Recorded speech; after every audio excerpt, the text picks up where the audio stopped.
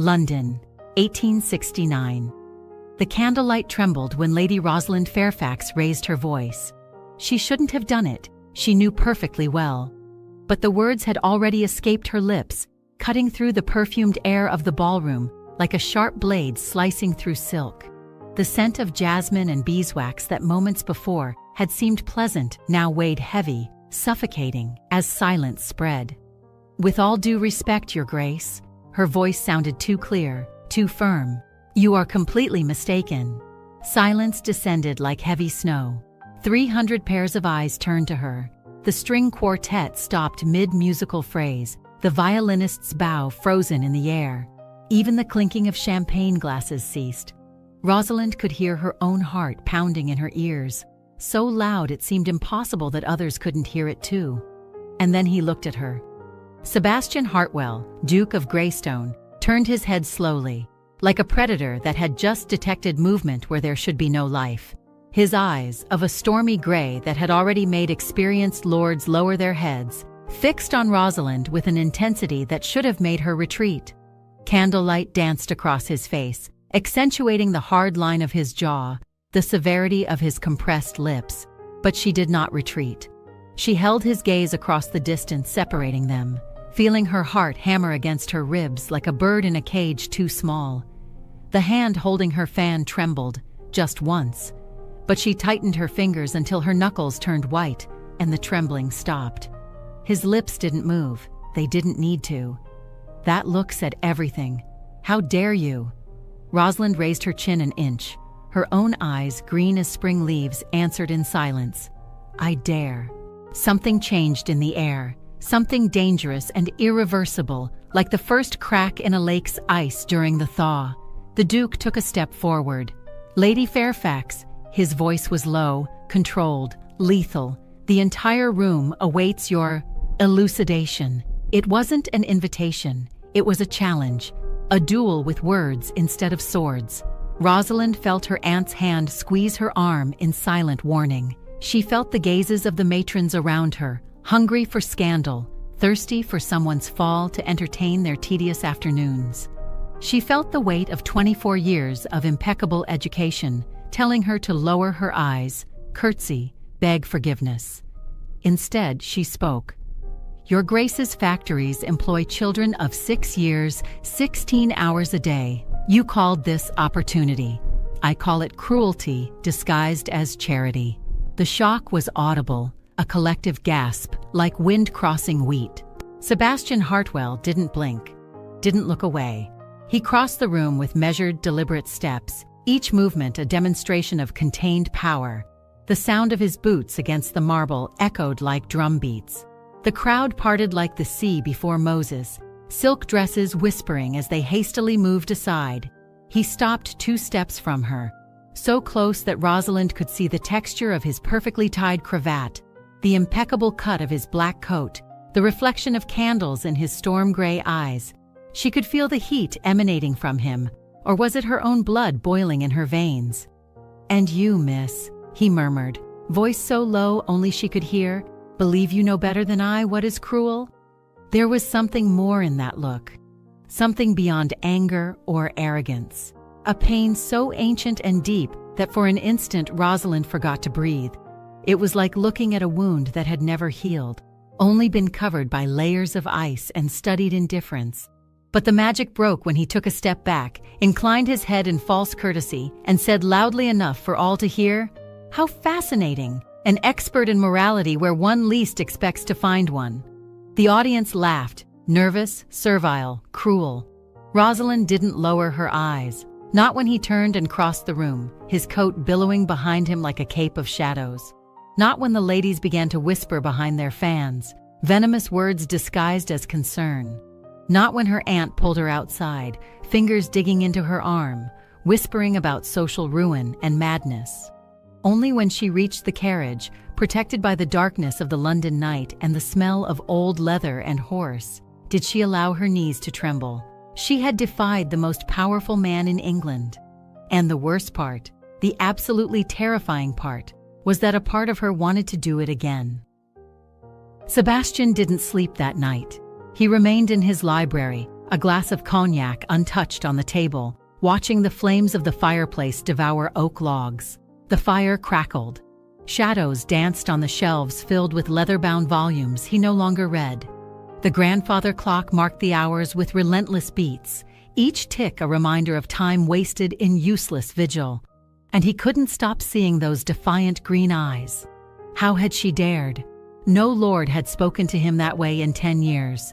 No lady had ever stared at him without lowering her gaze, without that reverence mixed with fear he had come to accept as inevitable. And yet that girl with a simple dress and no important jewels had challenged him before 300 witnesses. He should be furious. Instead, he felt alive. For the first time in 3 years, something besides ashes moved in his chest. A spark. Perhaps anger. Perhaps curiosity. Something that made his blood run faster, that warmed the perpetual coldness inhabiting his bones. He hated the sensation. 2 days later, he found her at the Royal Academy of Arts. It wasn't intentional. At least that's what he told himself. He simply needed to see the new Turner exhibition. The fact that he had heard Lady Pemberton mention casually during tea that her impoverished niece would visit the gallery that morning was pure coincidence. The fact that he had dismissed 2 important commitments to be there exactly at 10 o'clock was also irrelevant. Rosalind stood before a painting of a maritime storm, completely absorbed. Morning light entering through the tall windows bathed her profile in golden tones, revealing the delicate curve of her neck, the absolute concentration on her face. She wore a simple gray dress, reformed more than once by what his trained eyes detected.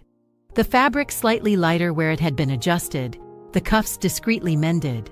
Her brown hair was pinned practically, not elegantly, with some rebellious strands escaping to frame her face. No lady's companion accompanied her. She was completely alone. Wrong. Improper. Dangerous for her reputation. Sebastian approached in silence, his steps muffled by the thick carpet, standing beside her.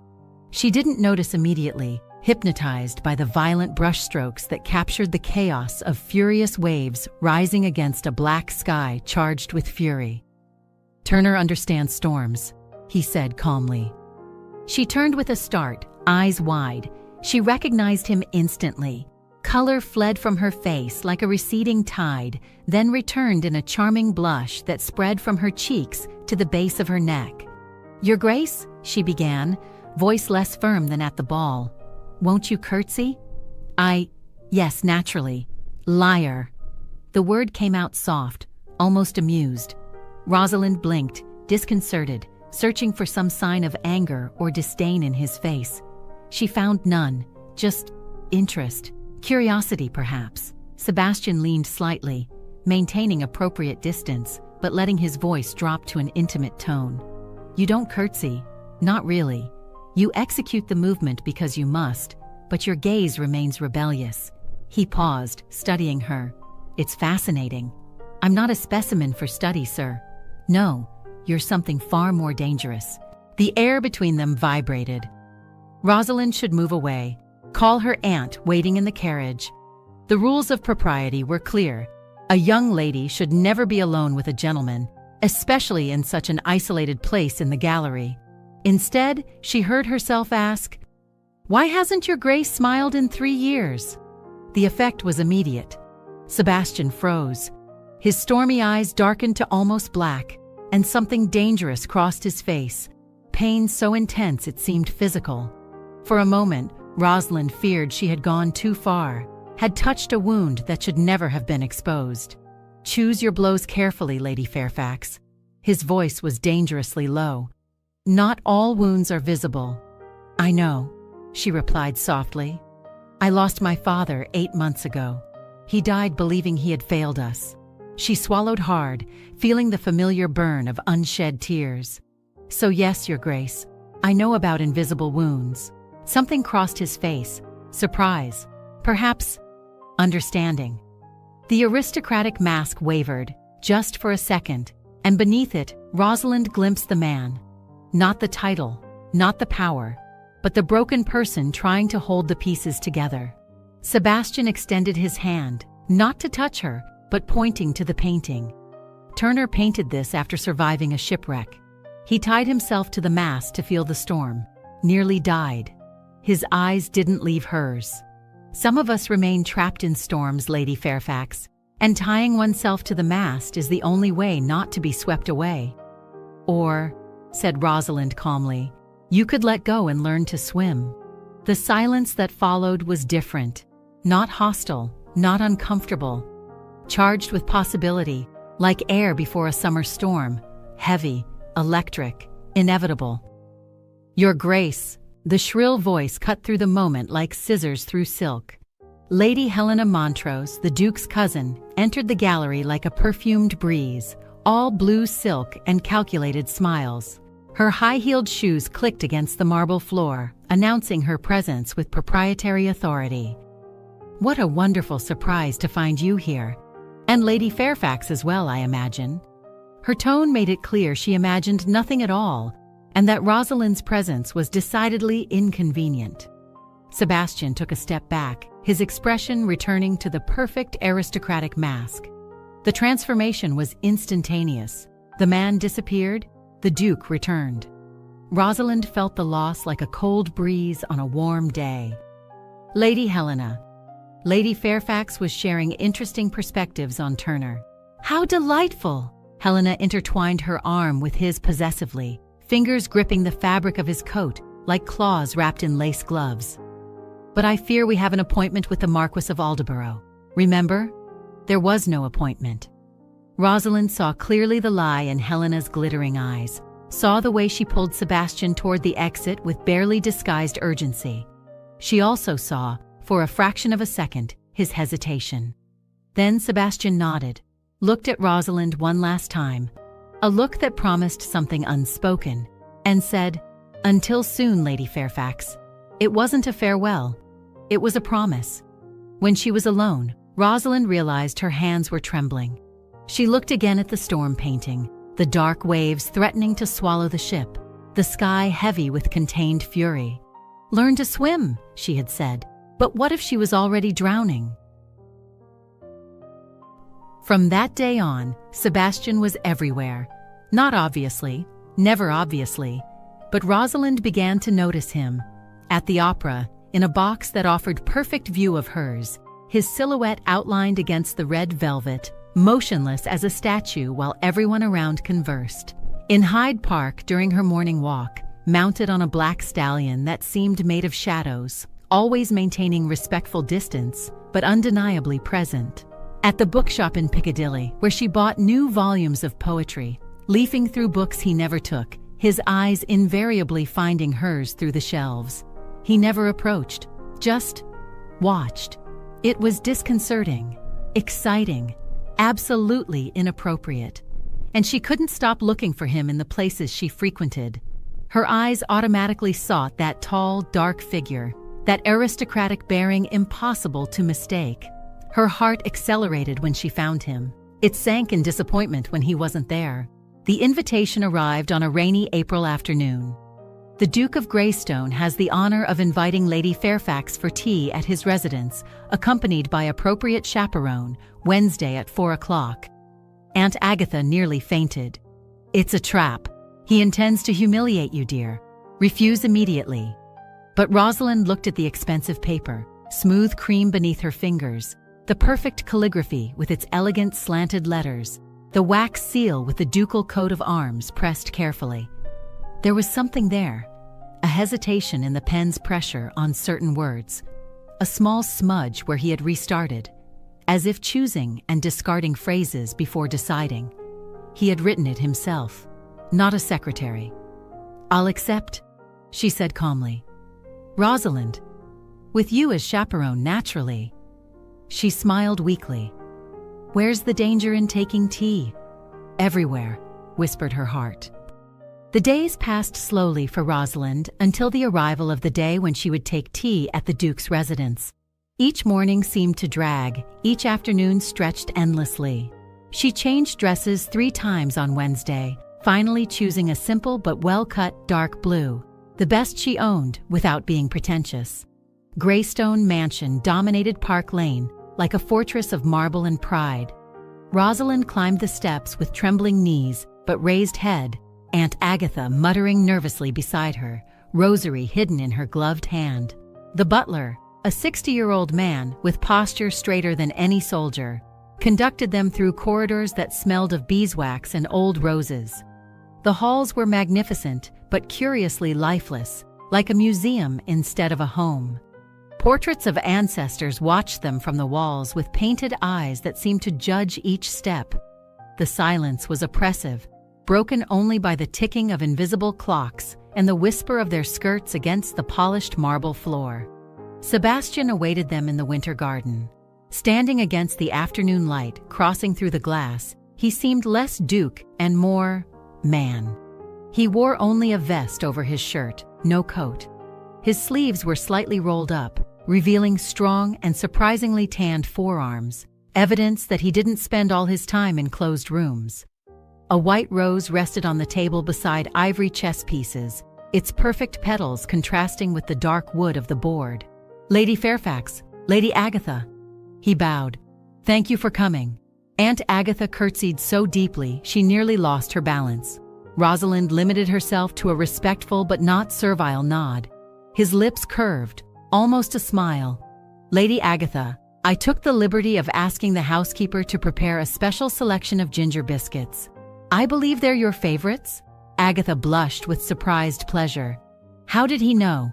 "The housekeeper awaits you in the tea room to discuss the recipe." He continued softly. "If you'll permit me a few moments with Lady Fairfax for business regarding her late father's estate, the doors will remain open naturally." It was so skillfully done that Agatha couldn't refuse without appearing rude. She cast a worried look at Rosalind, who nodded reassuringly, and then allowed herself to be led away, still clutching the rosary like a talisman against invisible dangers. Silence descended like a heavy velvet curtain. "That was manipulation worthy of Machiavelli, Your Grace," said Rosalind calmly. "I learned from the best." He indicated the chair.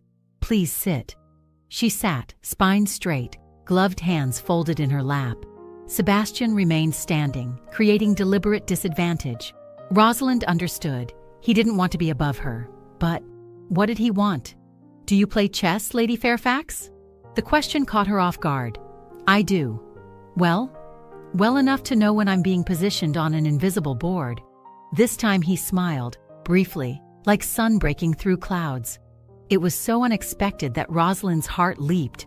The smile transformed his face, softening the hard lines, revealing the man he perhaps once had been before 3 years of mourning hardened him. "Perceptive," he murmured, finally sitting across the table from her. "Very well, cards on the table." His eyes met hers. "Why did you challenge me that night?" "Because you were wrong. Many men are wrong. You don't challenge them all publicly." Rosalind hesitated. The truth was complicated, painful. Her father had lost everything investing in modern businesses that exploited workers. He had died broken and guilty. She had vowed to do differently.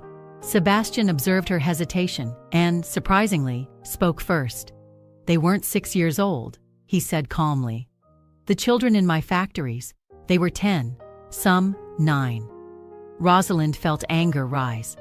"Does the difference of 3 years make it acceptable?" "No." The answer came quick, firm. "You're right. I clung to that detail because it was easier than admitting the greater truth. I failed them."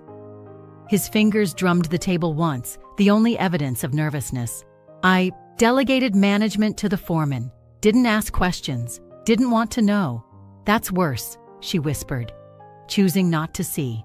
"I know." He held her gaze, not hiding from the condemnation he saw there. "I have no excuse. I went through some bad times and closed myself off. To everything, to everyone. It was easier to sign papers, receive profits, and not think about anything else." Silence weighed between them. "And now?" asked Rosalind, voice softer but still challenging. "Now." Sebastian took a deep breath. 8-hour workdays. No children under 12 years. Mandatory school for all who work. 2 hours a day. Paid by me. Wages increased by 20%. He paused. 3 lords did the same. 2 opened orphanages. His eyes burned into hers. Because you had courage I didn't have. Rosalind felt something tighten in her chest. It wasn't victory. It was something more complex. Relief mixed with sadness for the lost time, for the children who suffered before. Why are you telling me this? Because you deserve to know that your challenge mattered. He leaned slightly forward. And because I want you to understand, I'm not the man you faced at that ball. Or perhaps, he hesitated. Perhaps I am, and I had simply forgotten.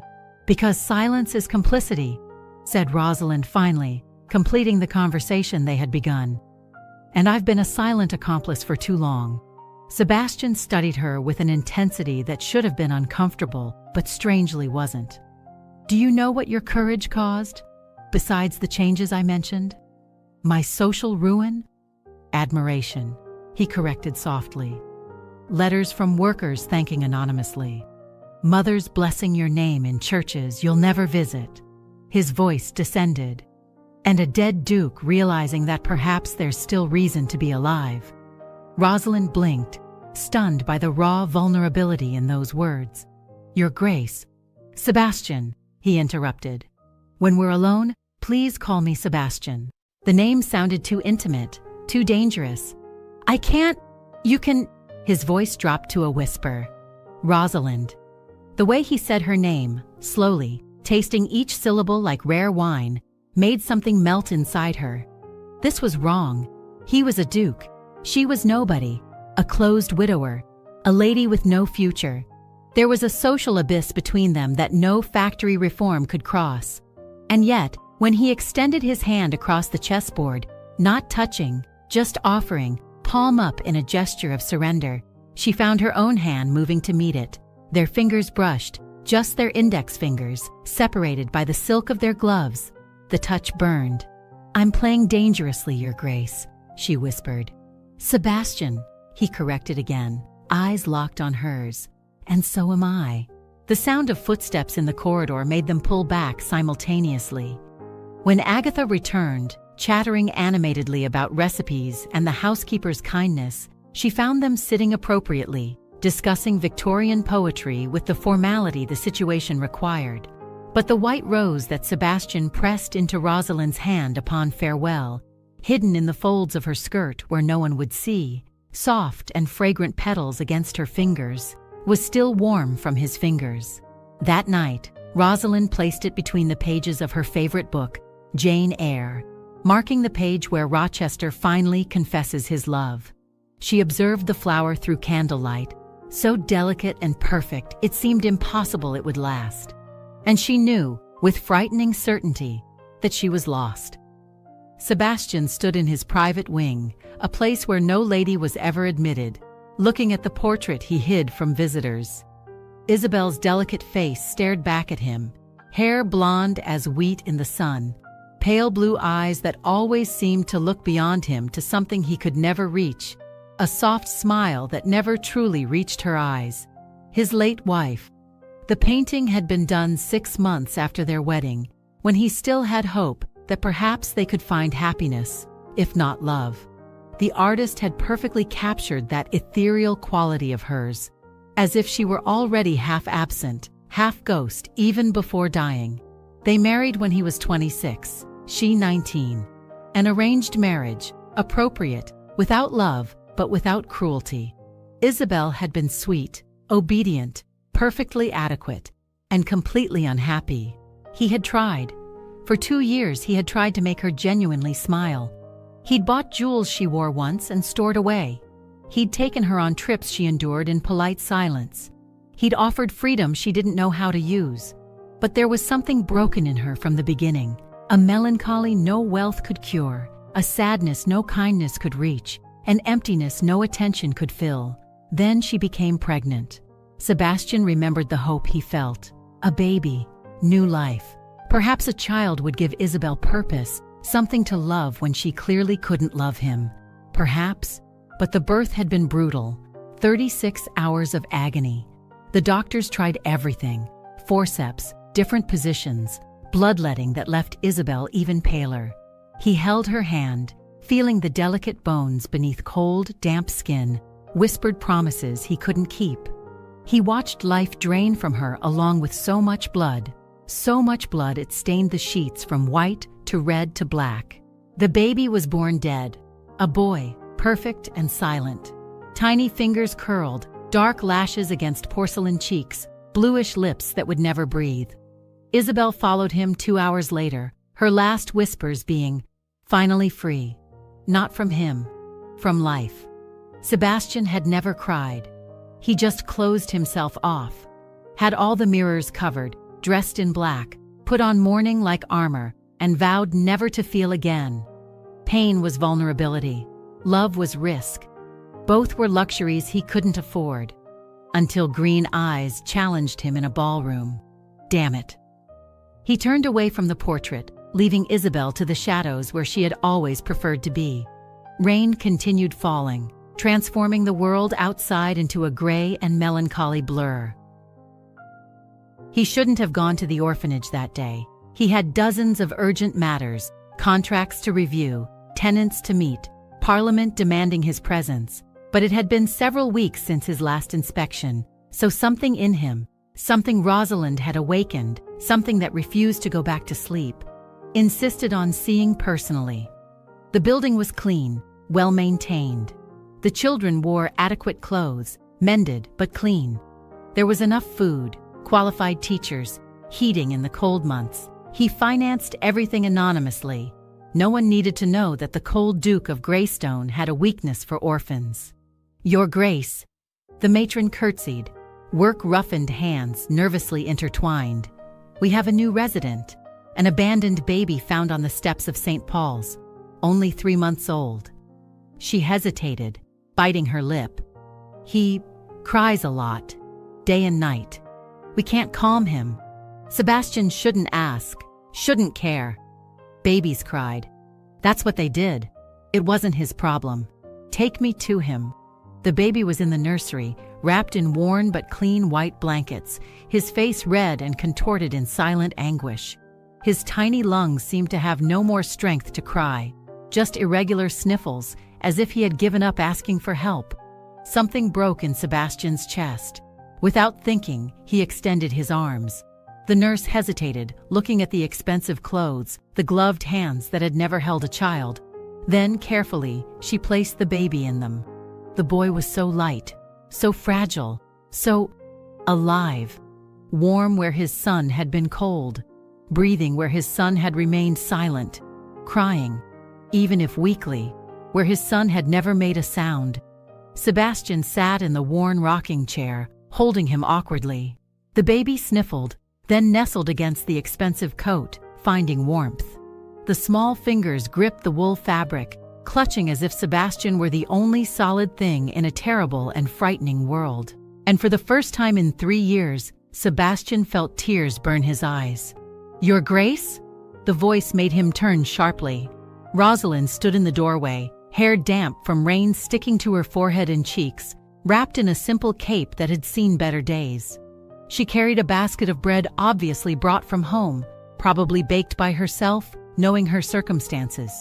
Her eyes widened at seeing him, Sebastian Hartwell, the untouchable Duke of Greystone, holding an orphan baby with unshed tears glistening on his lashes.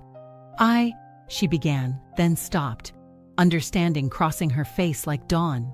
Sebastian should say something, some cold aristocratic explanation, some excuse about inspecting his properties, fulfilling patron's duty. Instead, the truth escaped, raw and unpolished. He won't stop crying. May I? Rosalind approached slowly, as if afraid of startling him, as if he were an injured animal that might attack or flee. He nodded mutely, not trusting his voice. She knelt beside the chair, leaving the basket on the floor. Gentle fingers, without gloves despite the cold, touched the baby's forehead, descended the tiny cheek, checking temperature and health with familiarity suggesting experience. Hello, little one, she whispered, voice honey and silk. I know you're scared, but you're safe now. She looked at Sebastian, and there was something in her eyes, tenderness, understanding, something that made his chest tighten. Both of you are. It was absurd. He was a duke. She was a lady without dowry, a random baby, abandoned, without name or future. And yet, in that moment, it seemed the most real thing Sebastian had felt in years. "I lost a son," he heard himself say. The words came out raw, unpolished. "And my wife. Childbirth. 3 years ago."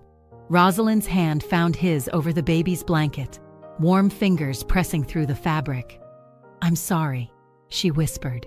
She didn't offer empty platitudes, didn't say he'd be fine or that time heals all wounds, didn't murmur about God's will or mysterious plans. She just held his hand and shared the weight in silence. The baby sighed, small body finally relaxing, finally sleeping. "I don't know how to stop feeling guilty," Sebastian confessed, voice broken. "I called the best doctors. I did everything, but it wasn't enough. It's never enough." "Some things," said Rosalind softly, "have no one to blame.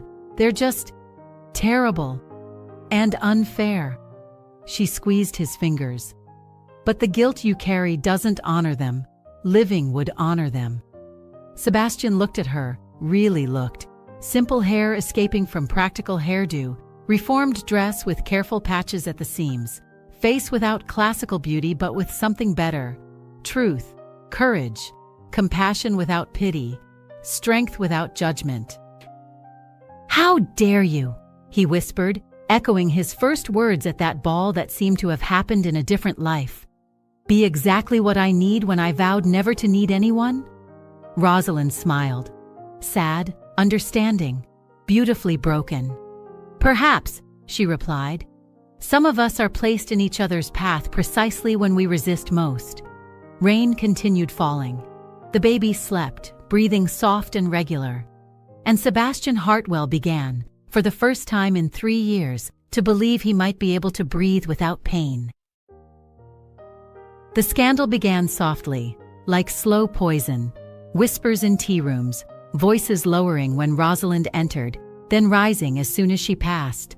Sideways glances at balls, fans opening to hide malicious smiles. Lady Helena, Sebastian's cousin, spreading doubts with sweet smiles and innocently poisoned questions. "Isn't it curious how Lady Fairfax appears wherever Sebastian is? Naturally, she's desperate. Her father died in debt. Poor girl, using tragedy to capture a duke. So transparent." Rosalind felt the change. It wasn't sudden. It was slow erosion, like water wearing away stone. Invitations dried up like flowers without water.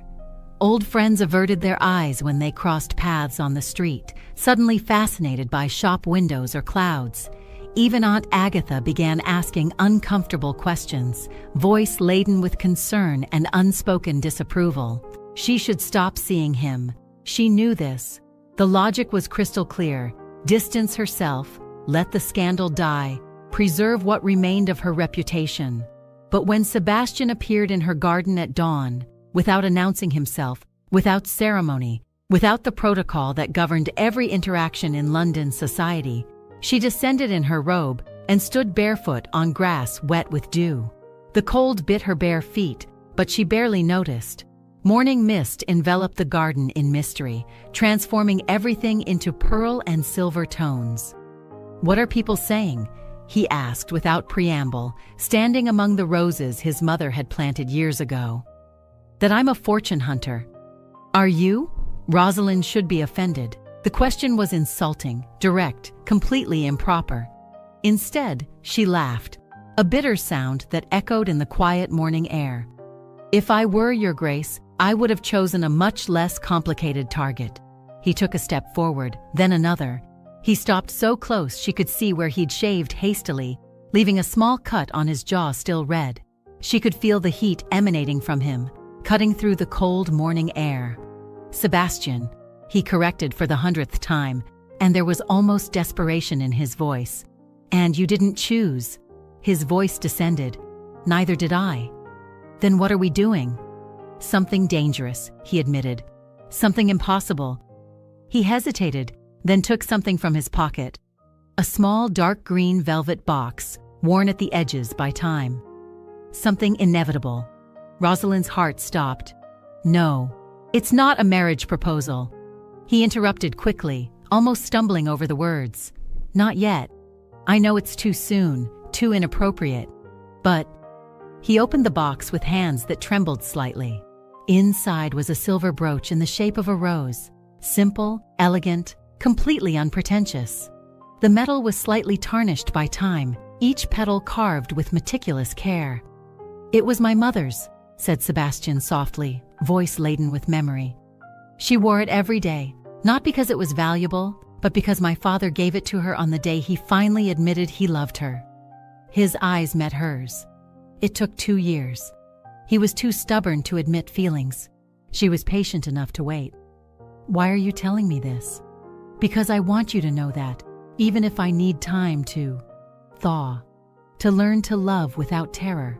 He touched her face gently, first skin-to-skin contact since that day at the orphanage.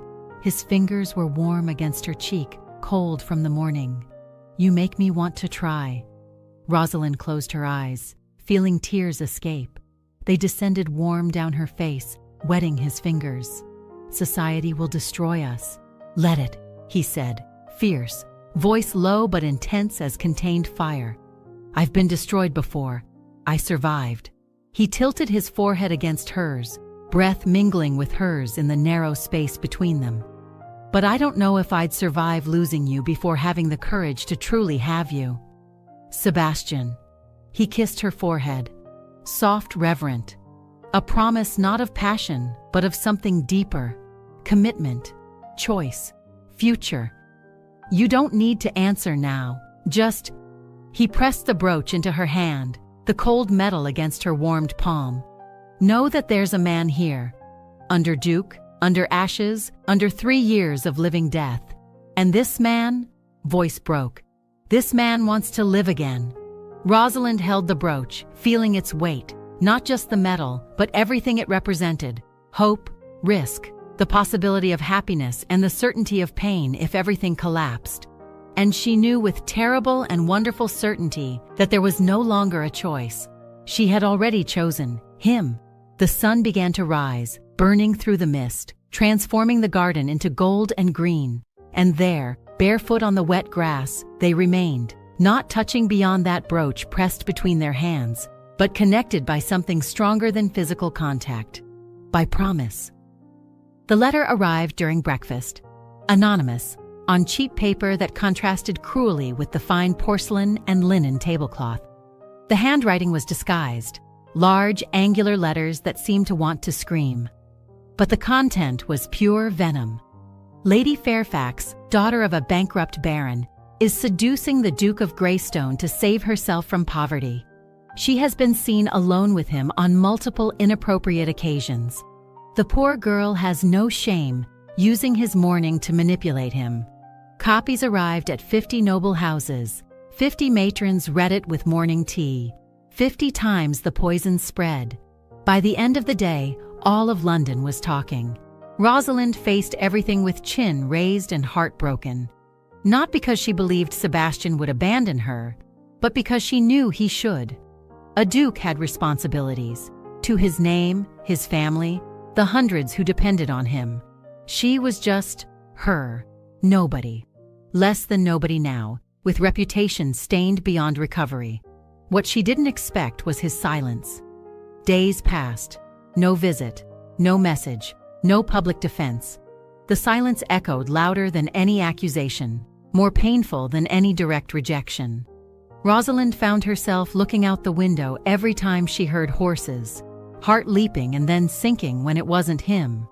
Lady Helena, radiant as cruel sun on a hangover day, appeared to offer support, each word dripping with false sympathy and true satisfaction. She wore pale pink, an improper color for a condolence visit, but perfect for celebrated victory.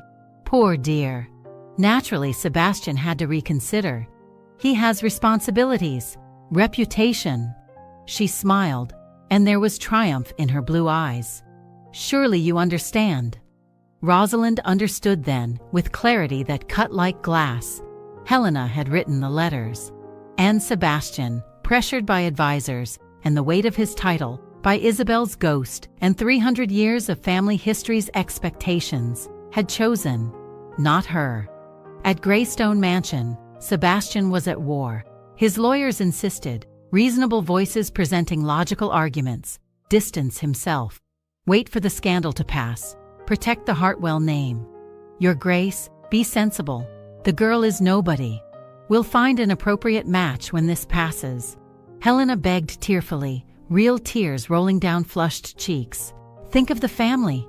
This woman will ruin everything. The scandal, Sebastian. Don't you see what she's doing? The advisors warned with paternal gravity. A duke cannot be seen as a love-struck fool. Parliament watches. Your tenants watch. England watches. And Sebastian, for the first time in 3 years, felt divided. Between duty and desire. Between mourning he knew, familiar, safe in its pain, and love that terrified.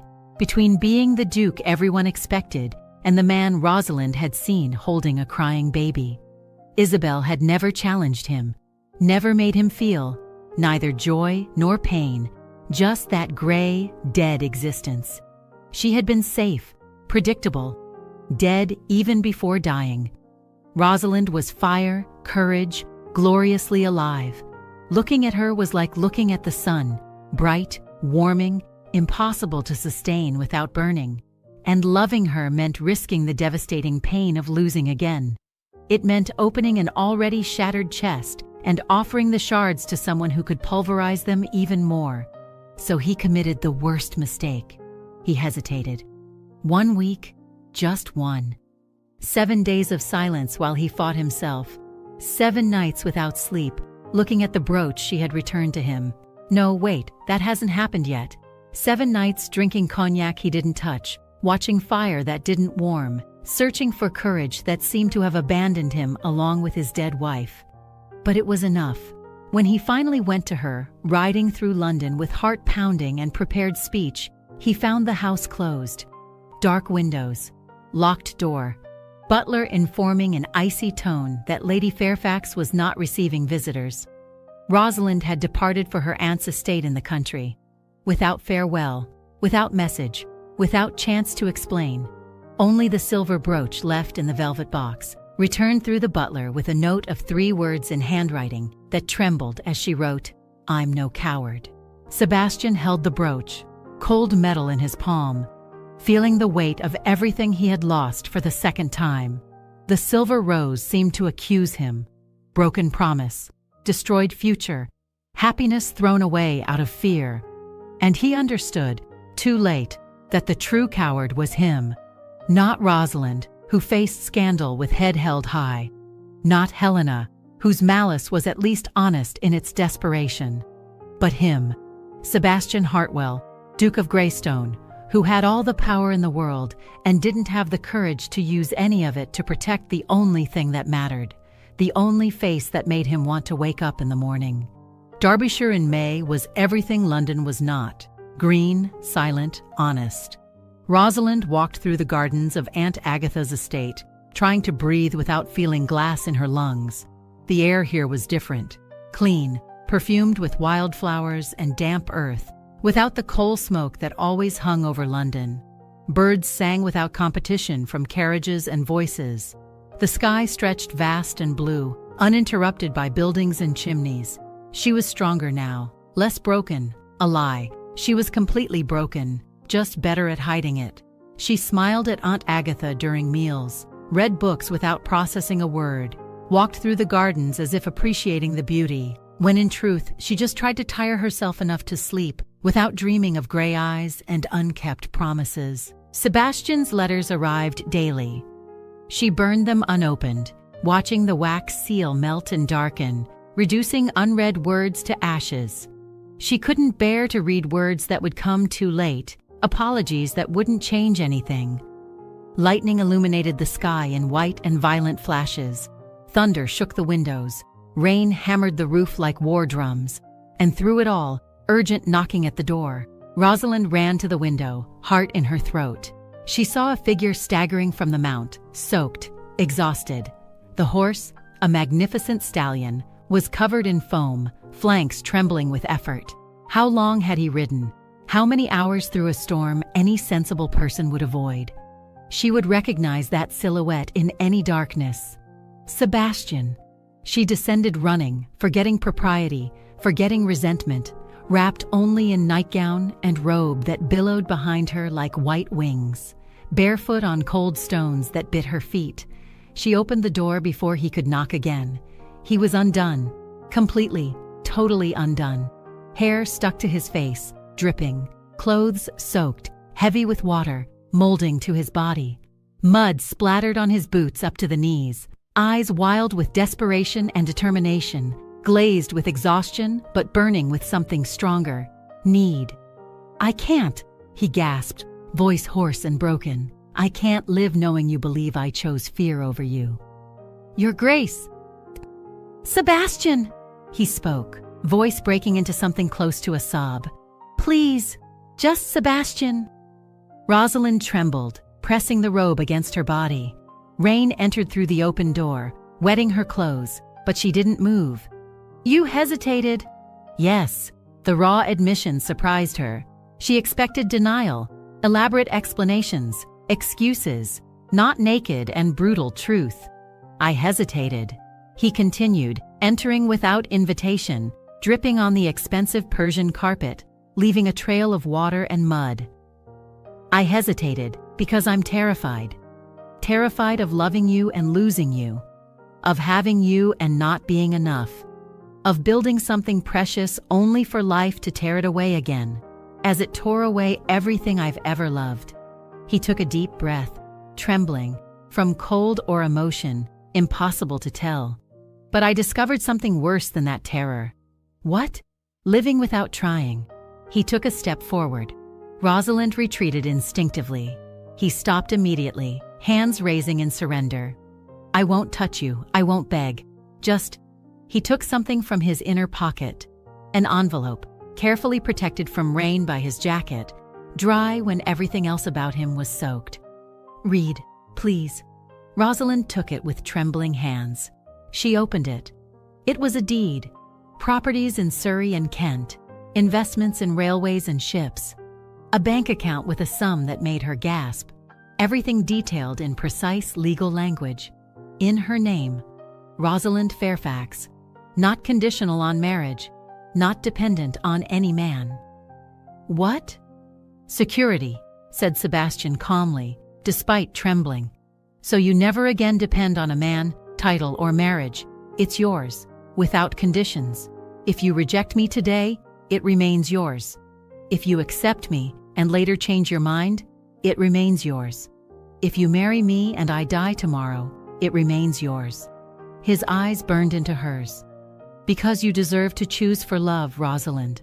Not out of necessity. Not out of fear of poverty. For love or for nothing." She looked at the papers. A fortune that made her independent. Free. Rich in her own right. She would never again need to fear the future, never again depend on relatives' charity, never again be pressured into marriage out of desperation. Why? Because Sebastian knelt, water dripping from him forming a puddle on the floor, staining the expensive carpet even more. "The woman who challenged me in a ballroom deserves never to have to bow to anyone's power again." His voice broke. "Not even to mine." Rosalind dropped the papers. They fell, scattering across the floor like autumn leaves, fortune forgotten. "Stand up." "Not before."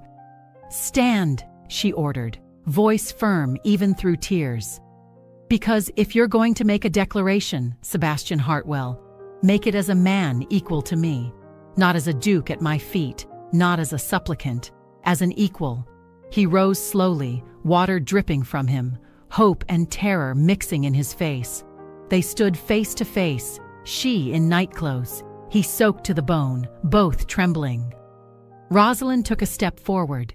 She touched his face with hesitant hand, feeling unshaven beard rough against her palm, skin cold from rain but burning underneath. "You vowed never to love again. I broke that vow the moment your eyes challenged mine. Society. Let it burn. Your family.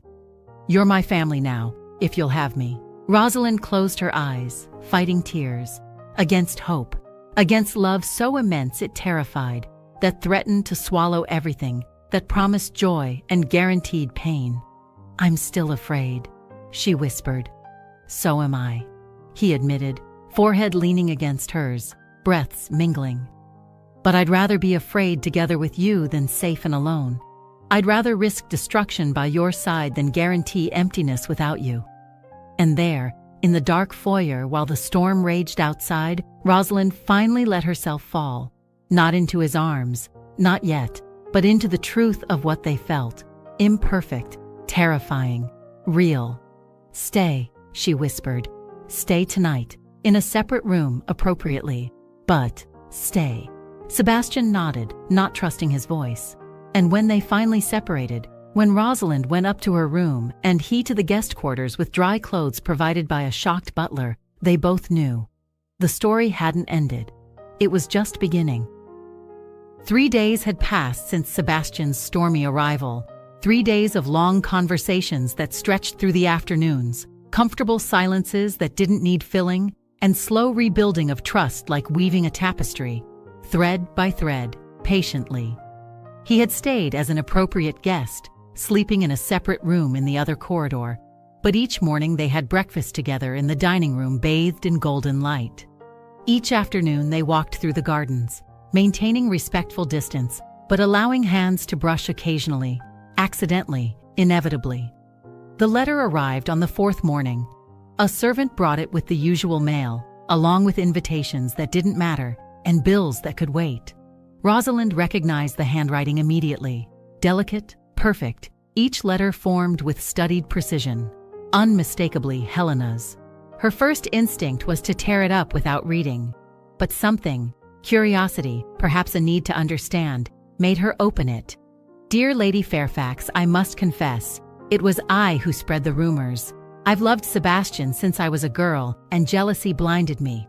But yesterday, he came to my house and did something I'll never forget. He didn't rebuke me, didn't threaten me. He simply asked, 'Would you be happy knowing you destroyed my happiness to have a piece of me that never existed?' I realized then my madness. He would never be mine, not because he chose you, but because I'm not the kind of person he could love. You're brave. I'm a coward. Please forgive. And if you can, be happy for both of us." Helena Rosalind folded the letter slowly, fingers tracing the creases carefully. She found Sebastian in the garden, among roses blooming in an explosion of color, red, white, pale pinks that seemed to blush under the morning sun. "You went to her," she said, not asking. Sebastian turned, white shirt gleaming under the light, without coat or vest. He seemed younger this way, less duke, and more just a man enjoying a spring morning. "Yes, and you showed mercy. I showed truth." He indicated the stone bench, and both sat, maintaining respectful distance. Bees hummed among the flowers, indifferent to human dramas. Helena grew up believing title equaled love. That possession was the same as affection. He sighed, looking at the green horizon stretching infinitely. Life in aristocracy teaches this, especially to women. We're all pieces on a board, traded for alliances and lands. "You forgave her." I understood. There's a difference. He finally looked at her, and there was sadness in his eyes. Forgiveness suggests moral superiority.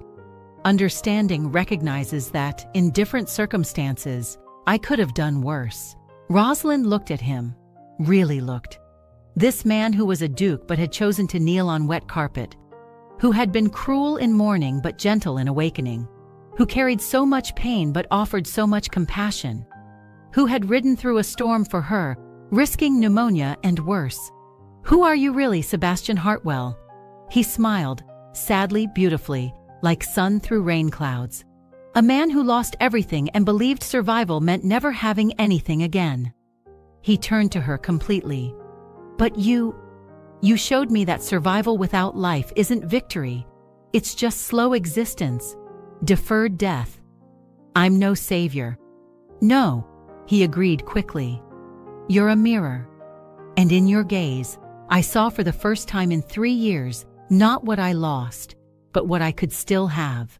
Not Isabel's ghost, but the possibility of a future. Silence descended, not uncomfortable, but full of weight. Birds sang, wind whispered through the leaves. The world continued turning, indifferent to hearts healing slowly. "If I say yes," Rosalind began calmly, looking at her gloved hands, "society will never fully accept me. I'll always be the fortune hunter who captured the Duke. There will always be whispers, false smiles, invitations that won't come. Then we'll move to Derbyshire permanently. Build life here, far from London and its poisons." He gestured to the surrounding fields. "There's work to do here, tenants to care for, reforms to implement. Real life, not ballroom theater. Would you love that? Leaving London Parliament, everything you know?" "I would love you," he corrected, voice descending to intense whisper. "The rest is negotiable. London is stones and politics. You are—" He paused, searching for words. "You are breathing." Rosalind laughed, a sound half cry, half joy. "It's a lot. Too much?" She turned to him, taking his hands. For the first time, both without gloves, skin against skin, warmth against warmth, fingers intertwining with familiarity that seemed impossible for so little time together. "When I saw you holding that baby," she confessed, voice trembling, I knew that under the Duke, under the ice, there was a man who could love so deeply he would break under its weight." She squeezed his fingers. "And I wanted to be strong enough to help you carry it, to divide the weight until it didn't seem crushing." "You are," Sebastian whispered, voice hoarse, "stronger than anyone I've known, braver, more true." "Then yes," she said simply. "Yes to trying. Yes to risking. Yes to building something together, one day at a time." She smiled through tears that finally fell free. "Yes to you, Sebastian. To us." He didn't move for a moment, just looked, as if engraving her face in memory. Each detail, the way sunlight gilded her brown hair, the curve of her tear-wet cheeks, the tremulous smile that promised a future. Then slowly, so slowly she could have pulled away at any moment, he leaned in. He stopped inches from her lips, breath warm against her mouth. "May I?" Instead of answering, Rosalind closed the distance. The kiss was soft, tentative, trembling with all the emotions neither knew how to name. It wasn't fire or unbridled passion as romances described. It was deeper than that. Recognition of souls, promise of presence, commitment to uncertain future. It was promise. It was healing. It was beginning again. When they separated, Sebastian pressed his forehead against hers, eyes closed, breathing irregular. Tears, his, hers, impossible to distinguish, wet both faces. "I'll mess everything up sometimes. So will I. I'll be afraid. So will I. Oh, but I'll try. Every day." He opened his eyes, and there was clarity there that didn't exist before. Determination. Hope. "I swear by everything I am, I'll try." "Then," said Rosalind, smiling through tears, "we'll try together." And there, in the Derbyshire garden, while the sun rose higher in the cloudless blue sky, two broken hearts began to learn that sometimes, just sometimes, the cracks are where the light enters. That perfection isn't the absence of scars, but the courage to continue despite them. That love isn't never being afraid, but choosing to love anyway. The return to London was a declaration of war. Sebastian sent no formal announcement, asked no permission. He simply appeared at Lady Ashford's ball with Rosalind on his arm, wearing the silver brooch everyone recognized as belonging to the late Duchess mother. The symbol couldn't be clearer if he had shouted his intentions from atop St. Paul's. The carriage stopped in front of the illuminated mansion. Rosalind could hear music escaping through open windows, a Strauss waltz, laughter, the murmur of hundreds of conversations. Her stomach churned. "There's still time," said Sebastian softly, holding her hand. "We can return to Derbyshire. You don't have to face this." "Yes," she replied, raising her chin. "I do. We do." They climbed the steps together. The silence was deafening. Not instantaneous. It spread like waves. The first person to see them choked, turned to their neighbor, whispered urgently. The news ran like fire in dry straw. Conversations died. Dancers stopped. The string quartet stumbled, violins creaking discordantly before falling completely silent. 300 pairs of eyes turned. And unlike that first night, there was no curiosity. There was shock, scandal, condemnation. Rosalind felt each gaze like a blade.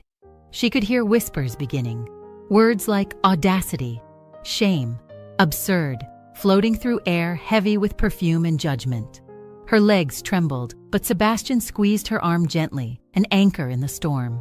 Helena was there, near the fireplace, pale blue dress making her ethereal against white marble, visibly nervous, hands intertwined with force that whitened her fingers. When Sebastian greeted her with genuine courtesy, not cold, not formal, but truly kind, and presented Rosalind without hesitation or shame, something changed in her face. Helena curtsied deeply, not to him, to Rosalind, a silent request for forgiveness, public humiliation as penance. Rosalind extended her hand. Helena took it as if it were a lifeline, tears glistening in her blue eyes before falling, staining expensive silk. Society watched, shocked. Murmurs exploded. This wasn't in the script. Victim forgiving villain? A fallen lady being kind to the one who destroyed her? Then Sebastian did something unprecedented. He requested silence by gently tapping his cane on the marble floor. The sound echoed like a shot, and he spoke. "Lords and ladies," his voice echoed through the hall, commanding absolute attention in the way only dukes can. "I know there are rumors. I know there are judgments." He looked around, meeting the eyes of each important person, daring them to look away first. "Allow me to clarify. Lady Rosalind Fairfax did not pursue me. I pursued her." Murmurs exploded like a swarm of angry bees.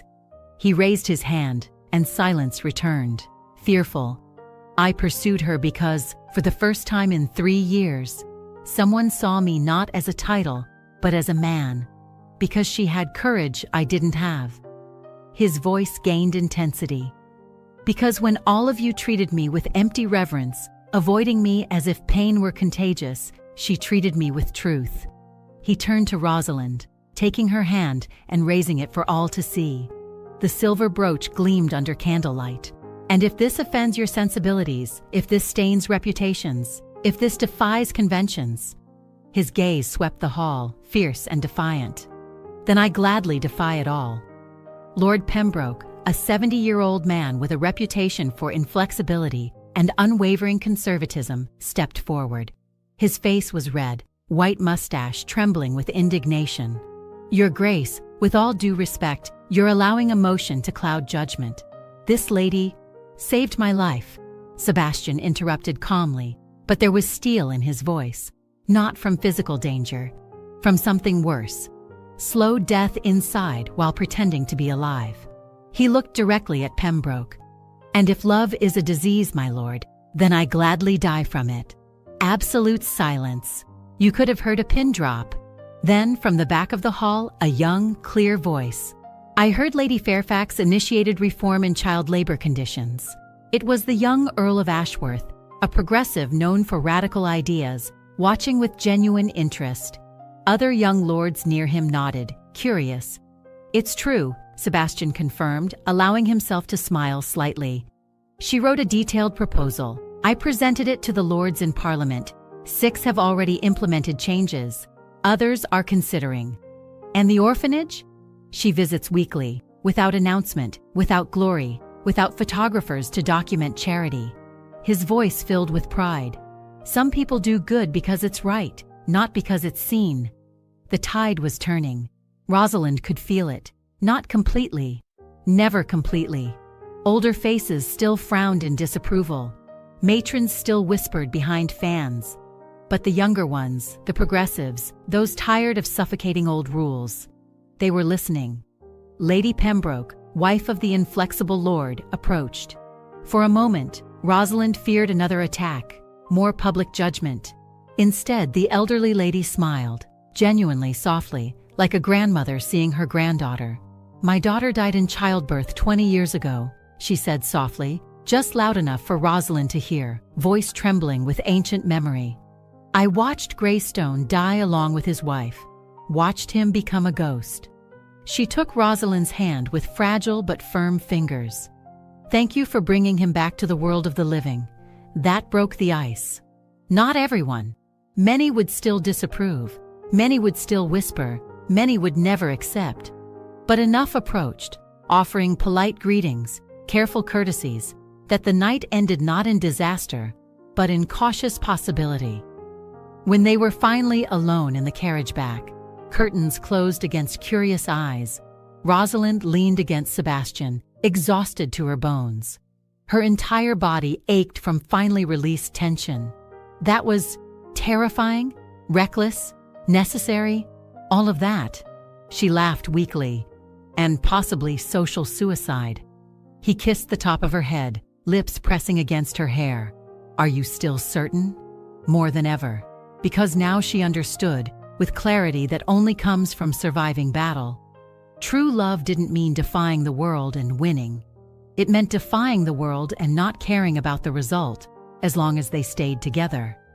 It meant choosing person over position, truth over approval, heart over convenience. The world could judge them, but it couldn't separate them. Not anymore. The night of the formal proposal was intimate. Weeks had passed, navigating the scandal together, facing society side by side.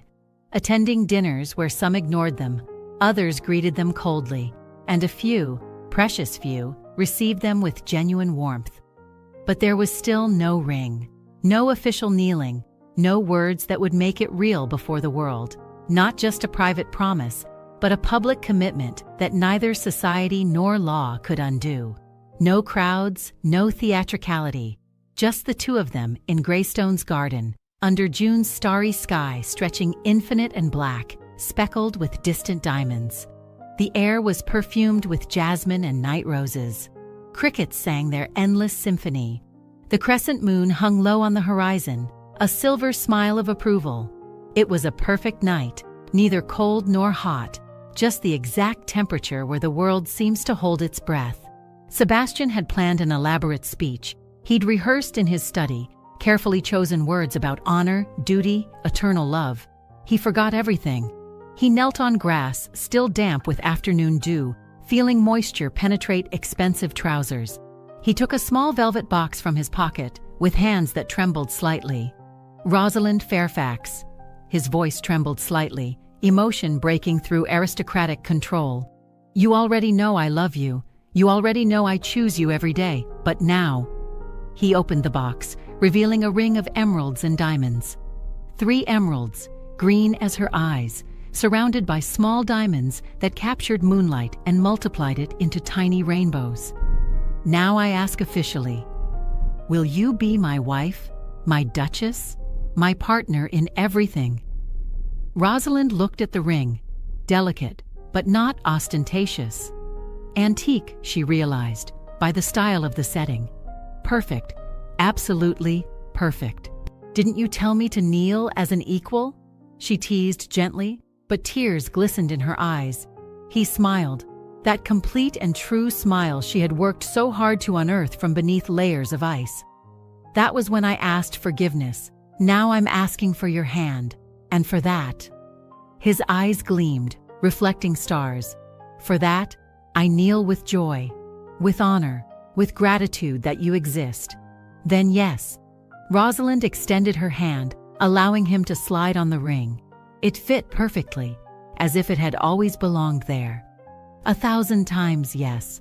Sebastian rose, but not immediately. First he kissed her hand, lips pressing against skin where the ring now resided. Then her wrist, feeling accelerated pulse throbbing against his mouth. Then her palm, an intimate and reverent kiss. He removed the glove from her other hand slowly, revealing pale skin under moonlight. He kissed each finger, one by one, as if it were a sacred ritual, as if he were memorizing the texture of her skin, the warmth of her body, the reality of her presence. When he finally stood, he pulled her against him, one hand on her waist, feeling curve through silk dress, the other entwined in her hair, carefully undoing the pins until curls fell free. He stopped, lips almost touching hers, breath mingling. "One thing," he whispered. "Yes, I love you." He smiled softly, and there was wonder in his voice, as if he still didn't quite believe he had permission to say this. "I needed to say it first. Needed you to hear it before anything else. I love you too, you impossible lord." He silenced her with the kiss. It was everything the first one wasn't.